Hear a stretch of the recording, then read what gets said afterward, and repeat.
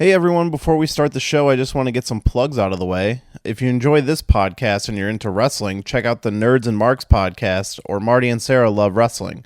If you're not getting your fill on movie and entertainment discussion, then check out the Entertainment Buffet podcast.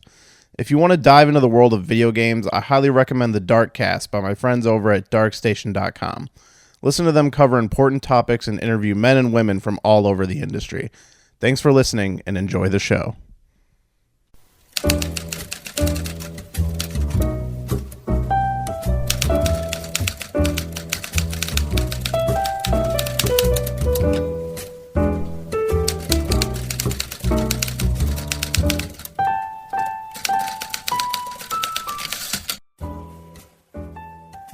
Hello everyone and welcome to today's shelved mini episode. I am your host, Jeremy Meyer. Now, a lot of people turned up for the Superman Lives episode that we did last Friday, which was great because it was a great script to talk about. It's one of the scripts that gave me the idea for this podcast in general.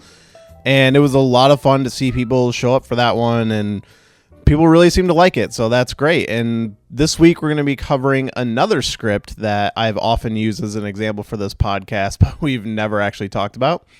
And that is the script for Prometheus. Now, when Prometheus was announced, it was announced as an Alien prequel, and then when it came out, it was not so much an Alien prequel. Now, I love Prometheus. It was my favorite movie of 2012, the year it came out. I thought it was a lot of fun. I really liked what they did, because what happened was during production, they took the original script and they brought in Damon Lindelof, writer of Lost and I believe Star Trek 2. I don't think he did the first or third one, but they brought him in and they kind of reworked the script, because as they were working on it, they felt that there was a lot more story there to be told, and it could be more of its own thing and just take place in the Alien universe, which is eventually what it became. And I think that message didn't get out to a lot of people, because everybody still went in like, hey, where are my aliens? At least that seems to be the narrative that I've noticed from watching people react to that movie. But the original script was very much an Alien prequel. There were aliens in it. Like, basically, I'm not going to say too much about it because we are going to talk about it on Friday.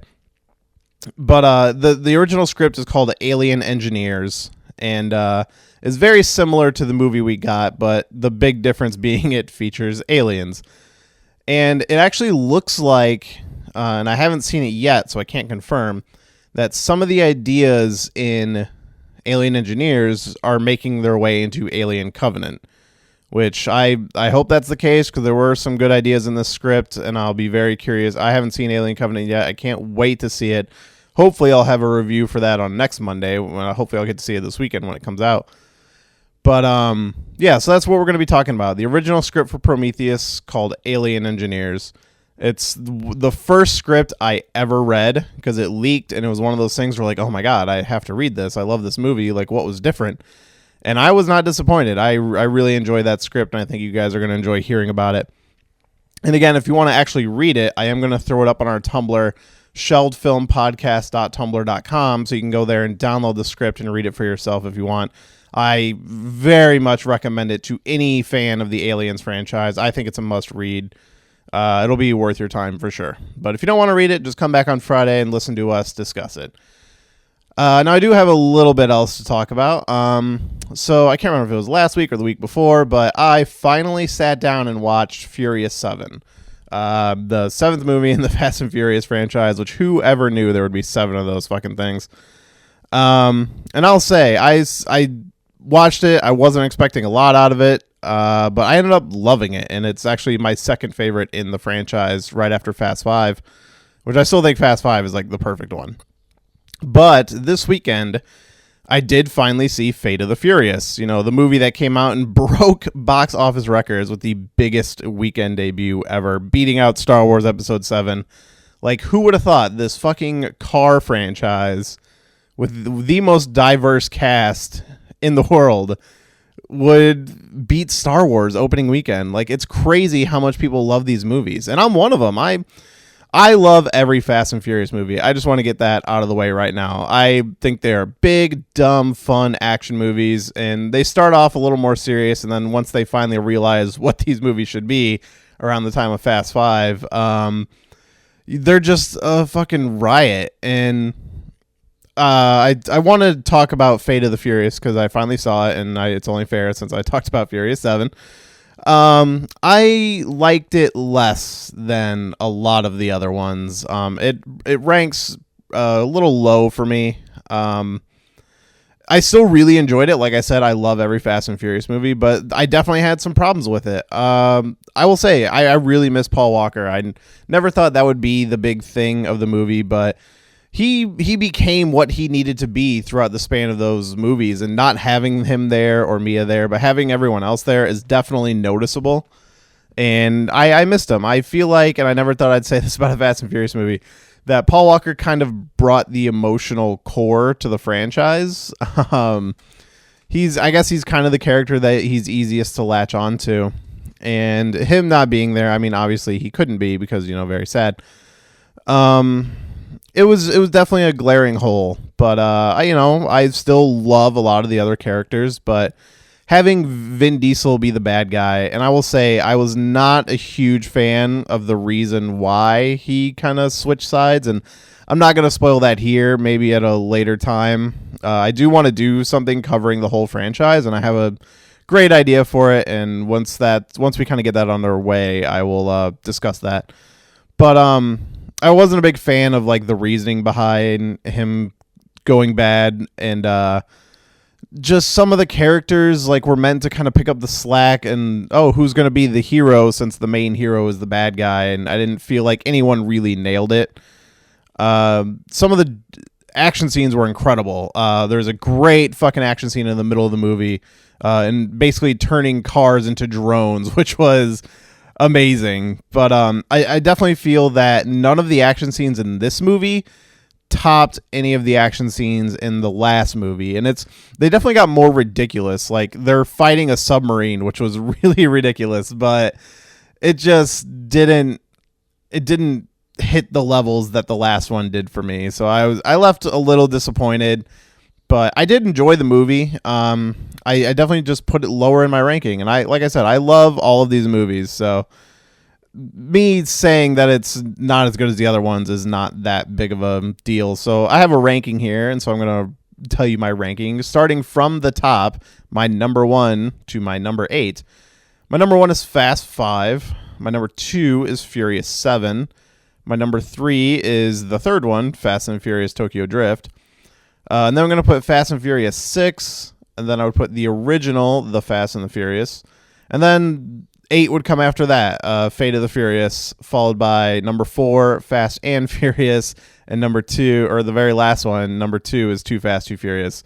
Again, all great movies with fucking ridiculous names, but I love them. They're so much fun, but Fate of the Furious, I definitely just,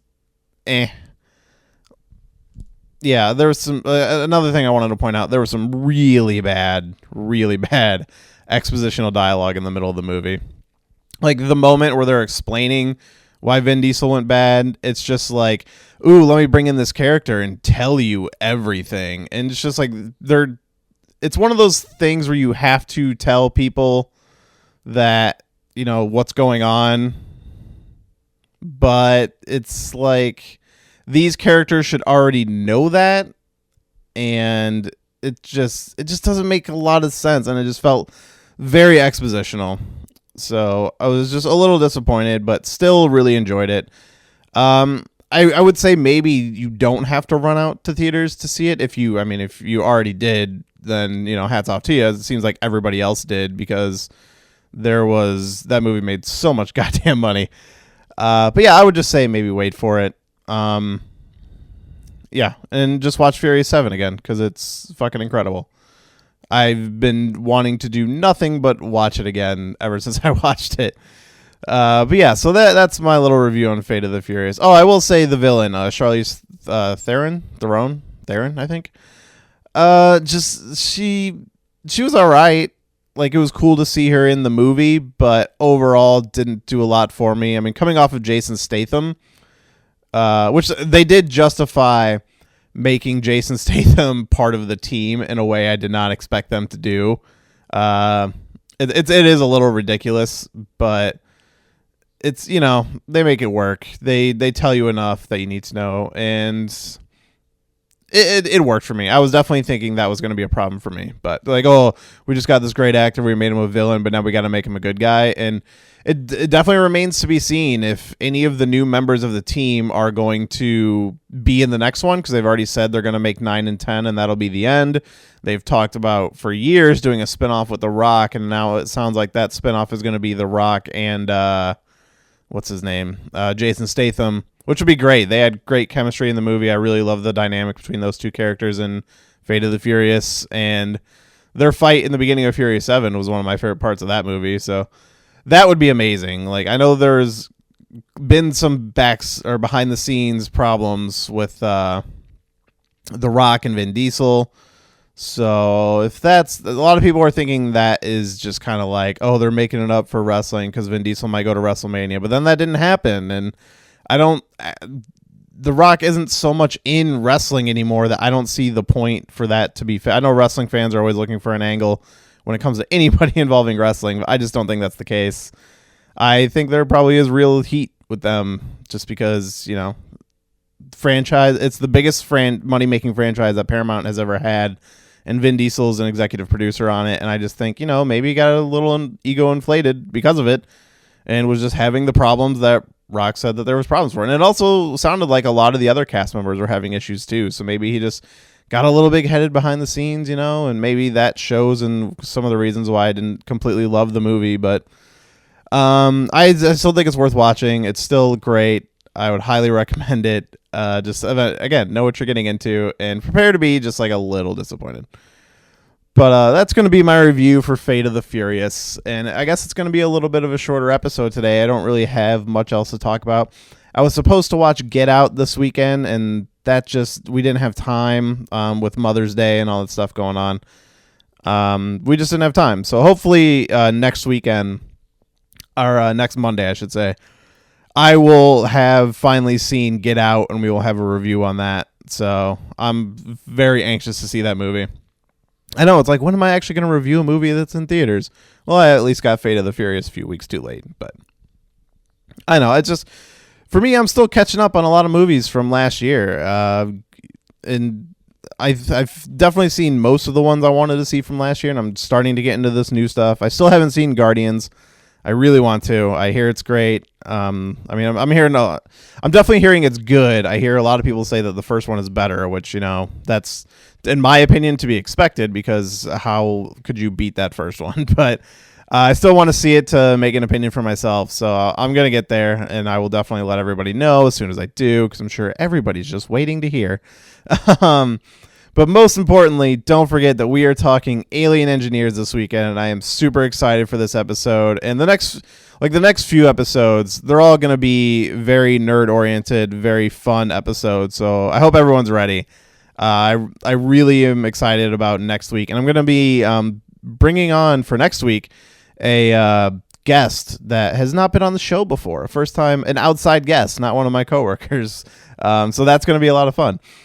But so thanks everybody for listening. Be sure to go check out that script if you're interested in reading it.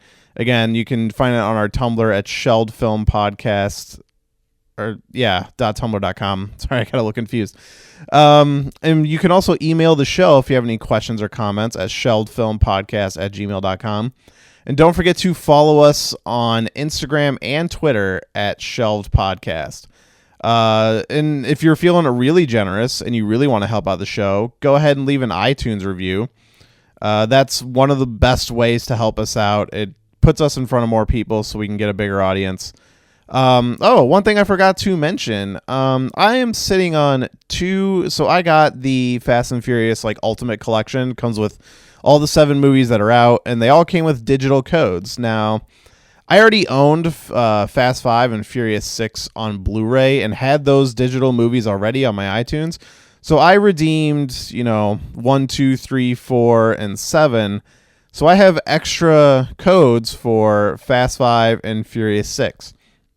Now I am trying to figure out a contest, figure out how I want to give these away to you guys, because they're fucking great movies. I mean, you can go into either one of those and never really have to see all of the movies, especially Fast 5. Fast 5 is, for one, the best one in the franchise. So I'm trying to figure out if I want to give them both away or if I want to give them away separately, which I think I kind of want to do separately just to give more people a chance to, at least have two winners instead of one winner taking everything. But I need a contest idea. Somebody suggested photoshopping movie posters for some of the movies we've talked about on the show, which is an idea I love, but I don't know if anybody listening has Photoshop experience. I don't know what my audience is like when it comes to that. But let's say if you do have Photoshop experience and you want to send in a poster based on one of the movies that we have already covered on the show, then you know what? If you do that, I will give you one of the codes, and I will give them away in order. So the first one that comes in will get Fast 5. The second one will get Fast and Furious 6. And I will say only one winner per code. Only make one poster. I wouldn't accept two posters from one guy to get both movies. I'm just not going to do that way. So I think I do want to give them away separately. So yeah, if you want to do that while I'm trying to think of something better, then yeah, go ahead. And in the meantime, I will try to think of something else for people who maybe don't have Photoshop experience. But yeah, that's going to be it for today's episode. Don't forget, Alien Engineers this Friday. Super excited to talk about it. So, all right, everybody, thanks for listening, and don't forget to check back on Friday.